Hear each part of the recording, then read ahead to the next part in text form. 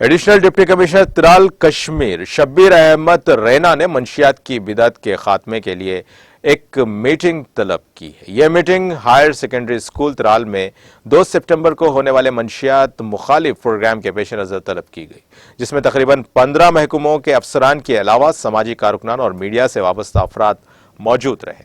اس موقع پر اے D C Tral نے منشیات کے استعمال میں اضافے اور معاشرے میں اس کے مضر اثرات کے بارے میں بتایا۔ انہوں نے شرکاء کو منشیات کی بدعت کے حوالے سے افسوسناک صورتحال سے آگاہ کیا اور سب ڈسٹرکٹ ترال میں بروقت مداخلت کرنے پر زور دیا۔ وہی شرکاء سے بھی مختلف مشورے لیے گئے تاکہ منشیات مخالف کارروائیوں کو مشترکہ طور پر انجام دے کر اس وبا کو ختم کیا جا سکے۔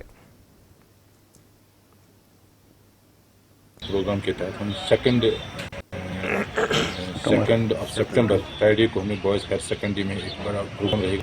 اس میں ہر سکول کے بچے رہیں گے، اس میں ہمارے ڈرائیور صاحبان، ہمارے ٹریڈرز، ہمارے این جی اوز، ہماری سول سوسائٹی، ہمارے ہر ڈپارٹمنٹ کے آلموسٹ پرزنٹیشن رہے گی اینڈ کافی بڑا مجموعہ رہے گا۔ کوشش یہ رہے گی کہ ہم اس کے ڈائریکٹلی اس کے بتا دیں کہ اس میں کتنا مضر اثرات ہیں، اس سے کم سے نجات ہمیں پانی ہے۔ اس میں اچھے اسپیکرز بھی ہوں گے جو لیگل سائڈ کے ہوں گے، جو میڈیکل سائڈ سے ہوں گے۔